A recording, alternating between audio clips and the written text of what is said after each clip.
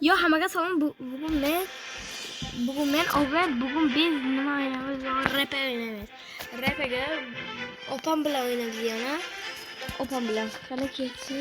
Opa keling bitta menga. İkkalamiz qo'shni bo'lamiz. Shunda? Yo, ikkalamiz bitta uyda o'tiramiz. Ha bitta uyda. Mayli, Bitta uyda. Lekin kim odamimizni almashtiramiz va o'zimizga munosib ish topamiz.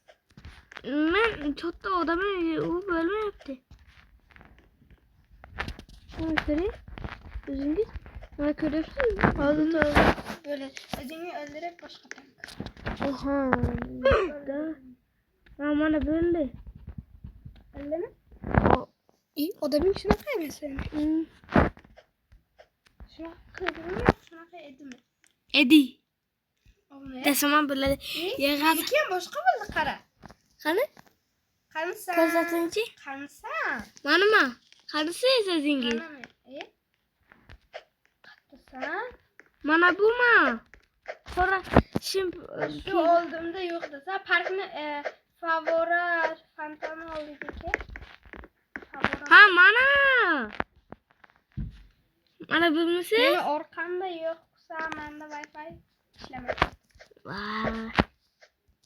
Boshqatda kirishimga sabab bo'ldi. Boshqatda bitdi. Yana bir faz kutib tur. Sen o'zingga uy topaver, men seni uyingni topib boraman. O'zim topa olaman uyingni.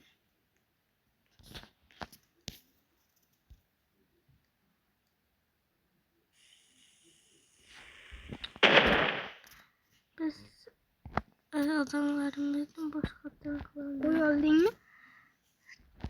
Hı? Uy oldingmi? Uymi yo'q qali.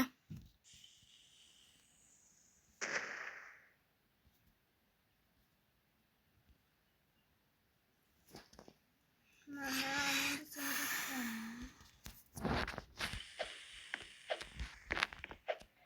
seni kutlayapman. Uy qara. Uy oldingmi? Uy. Mana siz. Uyni tanla, men keyin seni topib boraman bari. Xo'p. Uyga bo'lsa. Bu bo'lmaydi. Topdingmi? Qaysi uyga? Qani mana buni. Qani? Nimaga bu bo'lyapti? Bir marta bos.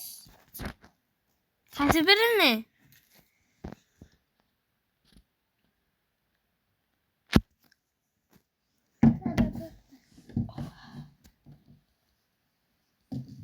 Uyni nimagadir tanlab bo'lmayapti. Men ham chiqdim. Bo'lmasam men seni o'rningga uy topaman. Hozir do'stlar, men bitta Wi-Fi ni yaxshiroq o'qilay. Hozir do'stlar.